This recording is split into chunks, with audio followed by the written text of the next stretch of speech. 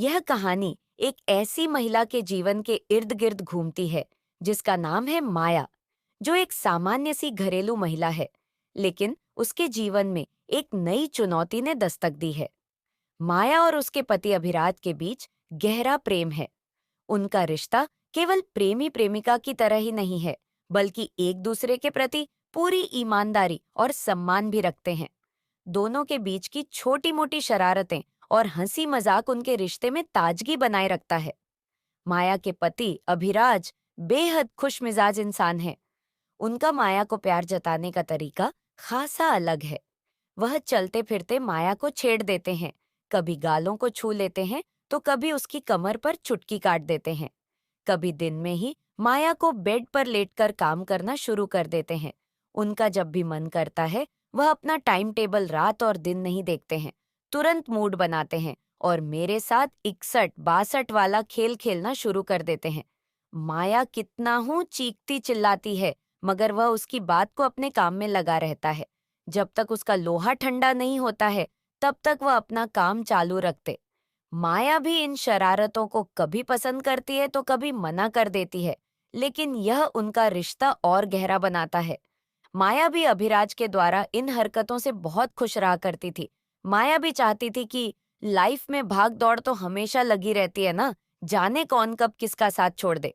इसके बाद पछताने से बेहतर है कि हम अपनी जिंदगी का एक एक पल प्यार के नाम से बिताया जाए। इसलिए माया अभिराज के साथ अपने वैवाहिक जीवन को रोमांटिक बनाने के लिए हमेशा आजाद थे। वह बेड के अलावा किचन बाथरूम जहां भी जगह मिलता, वह अपना प्यार एक दूसरे के ऊपर बांट लेते हैं। कई कई बार तो माया जब घर में अकेली होती थी और अपने बाथरूम में नहा रही होती थी, तब तब अभिराज इस मौके का फायदा उठाकर माया के बाथरूम में घुस जाता और दोनों घंटे तक एक दूसरे के साथ वह वाला काम शुरू कर देते। बाथरूम में माया को तौलिया देने के बहाने अभिषेक उसके गालों को सहलाते हुए धीरे धीरे अपना हाथ उसके अन्य प्राइवेट अंगों पर फेरने लगता है, जिससे माया की मदहोशी और बढ़ जाती और वह दोनों अपना काम शुरू करने लगते हैं। कभी कभी माया इस पर डांटने लगती है, आप तो हमेशा मुझे तंग कर देते हैं। मैं बार बार कहती हूँ ये सब काम हम सिर्फ रात में किया करेंगे, मगर आप तो जब भी मन करता है तब भी शुरू कर देते हैं। इस पर अभिराज कहता है, अरे मेरी जान, ये सब करने के लिए ही तो हमारी शादी हुई है। इसके लिए हमें कोई मुहूर्त निकालने की थोड़ी जरूरत है। हालांकि हाल ही में माया को अपने घर में एक अजीब बात महसूस हो रही थी। उसकी काम वाली गीता, जो उनके घर में कई सालों से काम कर रही है, माया और अभिराज के इन पलों को छिप कर देखती है। माया और अभिराज जब भी अपने काम वासना में डूबे रहते, तो वह चुप चुप कर इनको कहीं ना कहीं से देखा करती। माया ने इसे शुरू में नजरअंदाज किया, यह सोचकर कि यह उसकी गलतफहमी हो सकती है। लेकिन जब अभिराज माया को बेडरूम में जाकर उसने कमर पर से हाथ खींचकर मेरी पीठ पर रख दिया और धीरे धीरे मेरी पीठ को सहलाने लगा, मुझे उसके हाथों के स्पर्श मात्र से ही जो सख मिल रहा था, वैसा सख जीवन में नहीं मिला था। सभी सखों से अलग और विविधता लिए है यह सुख था। इस सुख में क्या नहीं था? रंग, रास, मिठास, गंध, स्वाद, सभी कुछ तो था। मुझे यह बात समझते देर न लगी कि अगर बदरंग जीवन को रंगीन किसी से बनाया जा सकता है, तो वह स्त्री पुरुष की बाहों का स्पर्श ही हो सकता है। इतने में ही अभिराज ने मुझे लिटा दिया। मैंने कोई विरोध नहीं किया। मैं कुछ बोलती या समझती, इससे पहले वह मेरे यौनांगों को बारी बारी से चूमने लगा। फिर उसने मेरी पलकों पर अपने न गर्म होंठ रख दी। मैं सीतकार उठी और पलंग से उछलकर सोफे पर आ गई। अभिराज आंखें बंद कर हंसने लगा। मैंने आंखें नचाते हुए कहा, पकड़ो तो जानू, मुझे ललकार रही हो। अभिराज ये कहते हुए उठा और पलक झपकते ही पलंग से सोफे पर आ गया। मैं वहां से उठकर ज्यों ही पलंग पर जाने के लिए उठी, उसने मुझे अपनी बाहों में दबोच लिया। लो, अब पकड़ लिया ना? मैं खिलखिलाकर हंस पड़ी। वह सेक्स कला में निपुण था। स्त्री को कैसे सहवास से पहले ही पिघलाकर मोम बनाया जा सकता है, उसको बताने की जरूरत नहीं थी। उसने एक एक करके मेरे सारे अंगों को चूम लिया था। मेरे तलबों तक को भी उसने चाटा था। मैंने पहली बार ही यह जाना था कि कोई पुरुष किसी स्त्री के तलवों को चाटता चूमता है, तो वह कितनी उत्तेजित हो उठती है। वह केवल चूमने चट्टाने में ही निपुण नहीं था, बल्कि सहवास कला में भी प्रवीण था। जब वह मुझे अपनी बाहों का सहारा देकर मुझसे खेलने लगा, तो मैं अनायास ही उसके होंठ अपने होठों में दबाकर चूसने लगी। मैं अपने आप में थी ही नहीं। मुझे तो उसके होंठ ऐसे लग रहे थे जैसे मिस्री की डली हों, उससे भी कहीं अधिक स्वादिष्ट और मीठे। अब तक मैंने जो सहवास देखे थे, वे तो कुछ भी नहीं थे, बस आधे अधूरे ही थे। इसी बीच अभिराज ने एक दबी आवाज में सीत्कार ली और अपना सिर मेरे सीने पर रखकर दम लेने लगा। मैं पूरी तरह से संतुष्ट हो गई थी। अब रात भी कोई खास नहीं थी। युवक सोफे पर जाकर लेट गया। मैंने चरम सुख को जिस रूप, रंग और रस में भोगा था, वह अब ऐसा था। हरी तीखी मिर्च तो सभी ने देखी होगी। उसको दांत से काटने के बाद आंखों में आंसू आ जाते हैं, जीभ में जलन सी होने लगती है, मुंह में पानी आ जाता है और फिर शुरू होता है सी सी करने का सिलासिला। सेक्स मिर्च की तरह तीखा तो नहीं होता है, लेकिन चरपरी मिर्च जैसी ही तासीर उसकी होती है। मिर्च सा चरपरा किंतु मीठा। मैं मन ही मन आत्मविभोर हो रही थी। ये दोनों अपने मग्न, मगर अचानक माया की नजर उसकी खिड़की पर पड़ी, तो उसे लगा कि गीता खिड़की से उसे चुप कर देख रही थी और मैंने उसे अपनी आंखों से झांकते हुए देखा था।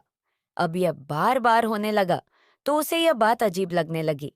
गीता एक साधारण, मिलनसार और मेहनती लड़की है। उसने माया के घर में काम करना तब शुरू किया था जब वह कुंवारी थी। अब उसकी शादी हो चुकी थी, लेकिन उसने काम छोड़ने का नाम नहीं लिया। वह माया के परिवार का हिस्सा बन चुकी थी। माया के मन में गीता को लेकर हमेशा से ही एक स्नेहपूर्ण भावना थी, लेकिन अब गीता के व्यवहार में यह बदलाव माया को परेशान कर रहा था।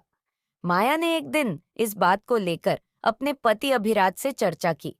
अभिराज ने इसे मजाक में उड़ा दिया। उन्होंने कहा, अरे, इसमें क्या बड़ी बात है। हर किसी को अपने जीवन में प्यार और शरारतें देखने का मन करता है। गीता भी इंसान है, उसे भी जानने का हक है। अब उसने हमारे रोमांटिक पलों को देख ही लिया है, तो कौन सा गुनाह हो गया। अरे, हम शादीशुदा हैं, पति पत्नी है, और जैसी बात है कि पति पत्नी जहां होंगे वहां एक दूसरे के साथ कुछ न कुछ तो करेंगे ही। तो इसमें डरने की क्या बात है। वह हमें किस करते देखे या बेड पर सेक्स करते देखे, क्या फर्क पड़ने वाला है। लेकिन माया को यह मजाक लगने वाली बात नहीं थी। उसे यह जानने की जिज्ञासा थी कि आखिर क्यों गीता, जो अब शादीशुदा है, उनके पलों को इतनी उत्सुकता से देखती है। क्या यह सिर्फ जिज्ञासा है या इसके पीछे कुछ और कारण है। माया ने धीरे धीरे गीता के बारे में और जानकारी जुटानी शुरू की। उसने गीता से कुछ सवाल पूछे और उसकी जिंदगी के बारे में जाना। गीता का बचपन संघर्षों से भरा हुआ था। उसके माता पिता गरीब थे और उन्होंने उसे बचपन से ही काम करने के लिए भेज दिया था। गीता का शिक्षा के साथ कोई खास नाता नहीं था। वह छोटी उम्र से ही दूसरे लोगों के घरों में काम करती रही थी। गीता की शादी भी जल्दी ही कर दी गई थी। उसका पति राजू एक फैक्ट्री में काम करता था और दोनों की जिंदगी बहुत ही साधारण थी। लेकिन माया को यह समझ नहीं आ रहा था कि जब गीता की शादी हो चुकी है, उसका पति भी उसके साथ है, तो फिर उसे माया और अभिराज के निजी पलों को देखने में इतनी रुचि क्यों है। माया ने गीता के रिश्तों की जटिलता के बारे में पता लगाने के लिए एक दिन माया ने गीता को सीधे सीधे इस बारे में बात करने का फैसला किया। उसने गीता को अपने पास बुलाया और धीरे धीरे उससे कुछ पूछने लगी। गीता ने पहले तो बात को टालने की कोशिश की, लेकिन माया के विश्वास ने उसे अपने दिल की बात कहने पर मजबूर कर दिया। गीता ने बताया कि उसकी शादी के बाद भी वह अपने पति के साथ वैसी नजदीकी महसूस नहीं कर पाती जैसी माया और अभिराज के बीच है। राजू हमेशा काम में व्यस्त रहता है और दोनों के बीच कभी गहरा संबंध नहीं बन पाया। शादी हुई वर्षों बीत गए थे, मगर गीता का पति उसे अब तक न घर का प्यार मिला था और न ही पति का प्यार। गीता की जवानी उसके पति के काम के बीच में धरी की धरी रह गई थी। पति पत्नी के बीच में घर परिवार बाल बच्चे के बाद भी एक ऐसा रिश्ता होता है जिसे पत्नी हमेशा चाहती है कि उसका भी पति उसके साथ उसकी शारीरिक इच्छाएं भी पूरी करे। मगर ऐसा तो अब सपना देखने की बराबर हो गया था। गीता ने कहा, मैंने आपकी और अभिराज साहब की जो नजदीकी देखी, उसमें मुझे वो प्यार और अपनापन दिखा जो मुझे अपने जीवन में कभी महसूस नहीं हुआ। मैं बस वो पल देखकर खुद को खुश करने की कोशिश करती हूँ। मुझे आपके और आपके पति के प्यार में मुझे खुद का प्यार दिखाई देता है। इसलिए मैं आप लोगों का वो वाला प्यार देखकर ही संतुष्ट हो जाती हूँ। यह सुनकर माया को गीता की भावनाओं का एहसास हुआ। उसने समझा कि गीता की समस्या केवल जिज्ञासा नहीं, बल्कि उसकी अपनी जीवन की कमी है। गीता के पास वह प्रेम और अपनापन नहीं था जो एक विवाहित महिला के जीवन का हिस्सा होना चाहिए। उसकी बातें जानने के बाद उसे समझ में आया कि रुपया पैसा, शोहरत के साथ साथ एक पत्नी को पति के प्यार की भी आवश्यकता होती है। एक पति के जिस्म से मिलने वाली खुशी एक पत्नी को दुनिया के सारे खुशी से बेहतर खुशी होती है। माया ने गीता की स्थिति को समझते हुए उसे सलाह दी। उसने गीता से कहा कि अगर उसके और राजू के बीच कोई दिक्कत है, तो उसे अपने पति से इस बारे में खुलकर बात करनी चाहिए। माया ने गीता को समझाया कि हर शादी में प्यार और अपनापन जरूरी होता है, और अगर वह अपने पति के साथ यह सब महसूस नहीं कर रही है, तो उसे इस पर काम करने की जरूरत है। माया ने गीता को एक चिकित्सक से मिलने की सलाह भी दी, जो उसकी मानसिक और भावनात्मक स्थिति को समझ सके। गीता ने माया की बातों को गंभीरता से लिया और अपने जीवन में सुधार की कोशिश शुरू की। गीता ने माया को अपनी पूरी कहानी सुनाई।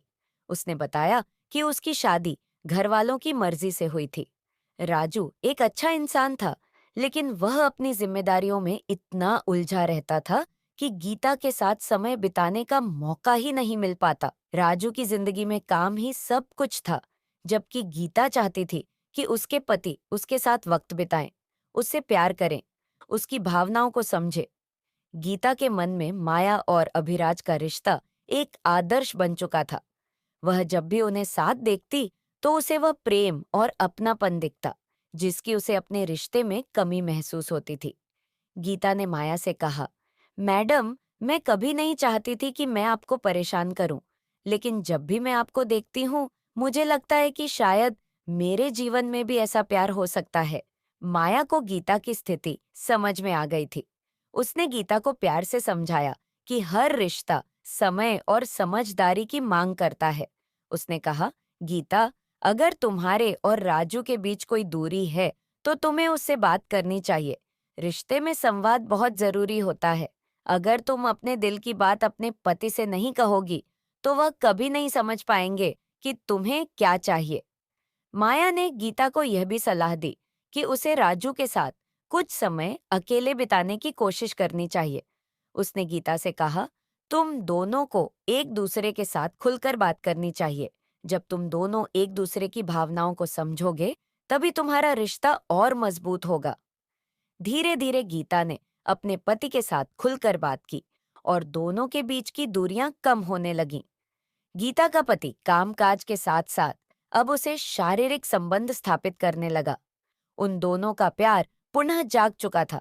गीता भी राजू के साथ चरम सुख का आनंद लेने लगी थी। यह सब उसके चेहरे की खुशी साफ साफ बता रही थी। माया ने भी गीता को अपने जीवन में सही रास्ता दिखाने में मदद की। कभी कभी हमारे आसपास के लोग, जिनके साथ हम रोजाना का जीवन बिताते हैं, वे अपने जीवन में ऐसी समस्याओं से जूझ रहे होते हैं जिनका हमें अंदाजा भी नहीं होता। प्रेम और अपनापन हर किसी की जरूरत होती है, चाहे वह किसी भी वर्ग या परिस्थिति से हो। माया और अभिराज की शादीशुदा जिंदगी उनके बीच के गहरे प्रेम और शरारतों से भरी थी, लेकिन उन्होंने गीता की जरूरतों को समझते हुए उसकी मदद की और उसे अपने जीवन को बेहतर बनाने का रास्ता दिखाया। इस प्रकार एक छोटी सी समस्या ने माया और गीता के बीच का रिश्ता और भी मजबूत बना दिया।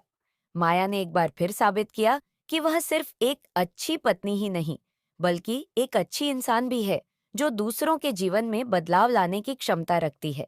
यह कहानी हमें यह सिखाती है कि हर रिश्ता खास होता है, लेकिन उसे बनाए रखने के लिए हमें एक दूसरे की भावनाओं को समझना और उनका सम्मान करना जरूरी होता है।